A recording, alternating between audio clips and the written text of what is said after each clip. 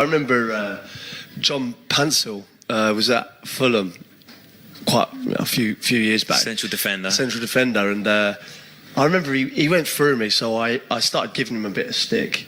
And I was saying, you're useless, are you even on this pitch? And your mates are laughing at you, basically. You cost this team every week.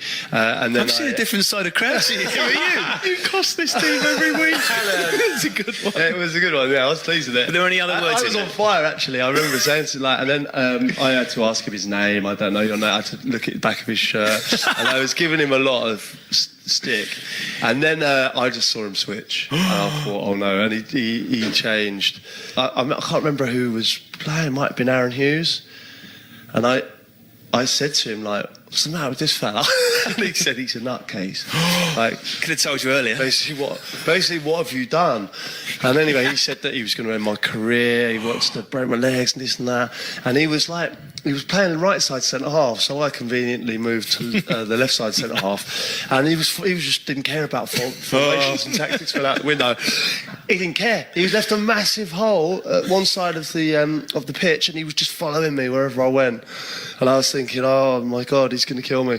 And literally, things were coming in. He was trying to throw these elbows in. Did you tell the ref? He lost the plot. You tell the ref like telling the teacher? Do you have to grass? Grass on him. You snitch? I told my dad afterwards. He was fuming. The difficult one was walking into the dressing room and seeing the likes of Brian Robson, Norman Whiteside, Gordon Strachan, Jesper Olsen. And of course, I'm sitting next to Paul McGrath, who after training with him for just 2 days, I was like, oh my gosh, am I supposed to be replacing him? Because he is absolutely unbelievable. I mean, unfortunately, he was dogged with injuries, Paul, and didn't maybe play enough. But, went to Aston Villa, trained on a bike, and I think won 4 times Player of the Year. I mean, but I think there's no such thing as a friendly for Man U. None. Everybody wants to beat you. And the enormity of it, from back pages to front pages, was the increase, the demand on you was instant. And I think that is the big thing that a lot of players have to come to terms with very quickly. You can quite easily swallow you up. Is it true you gave your League Cup medal up to Giuseppe Rossi? Yeah, because I just played 15 minutes, so I felt that I didn't deserve it, and I think Giuseppe played few games. I think he played 2 games, 3 games. Wow.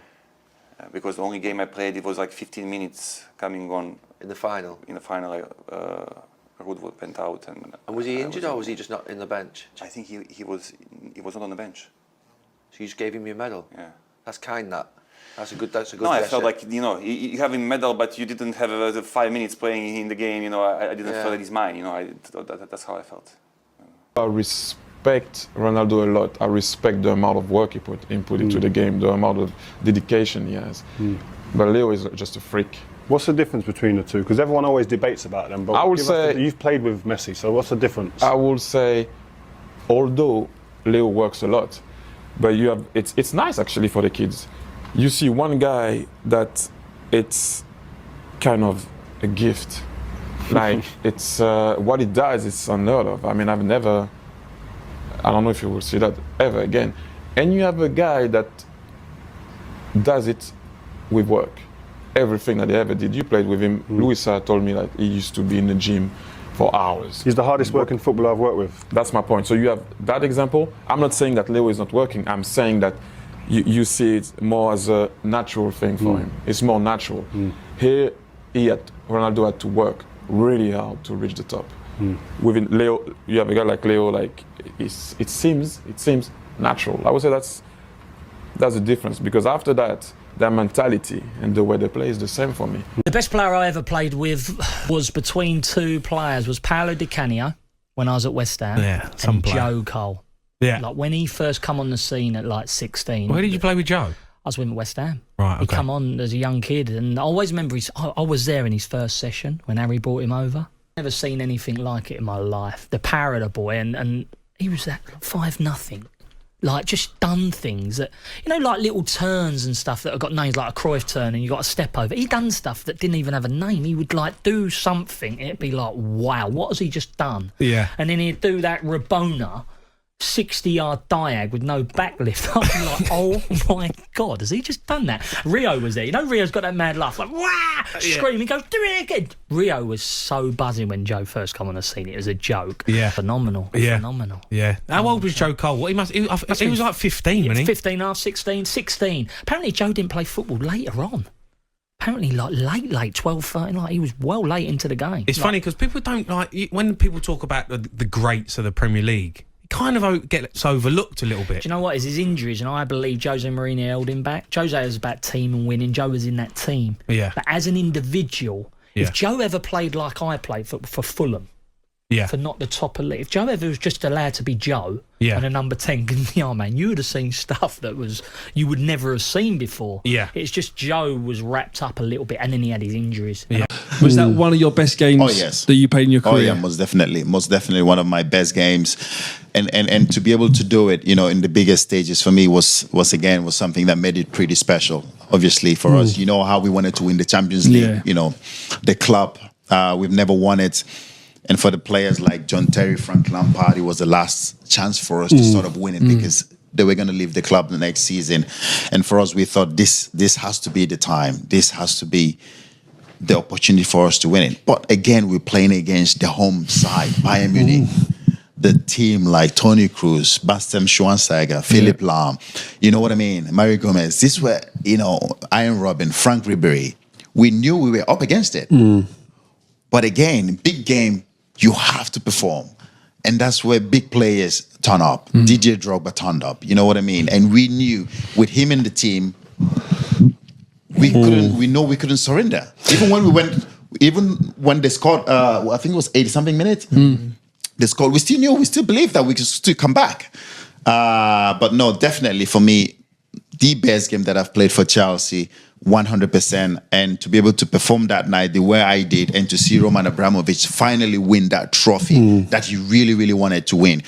We all know that for him, when he bought the football club, it was about winning the Champions League. It was about winning the Champions League. To be the first team in London to win it was what he wanted to achieve. And to be able to do it that night, to see him finally get his hands on that trophy was absolutely special, absolutely special. He just said to me, don't get involved with Savage this afternoon because he'll try winding you up. Yeah, gobshite, you know what I mean? So he said, don't get involved. I went, Gaffer, I won't. I runs out for a warm-up. Paul Joe's gone.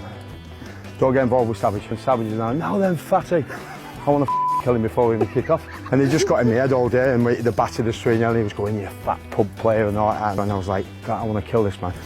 Jagger brought me off about 15 minutes, 20 minutes before the end. Yeah. We got battered, 3-0 they battered us. As I'm on the bench, Savage is like waving to me. Our head's gone, you know what I mean? Yeah. Comes in after the game, Gaffer's gone mad.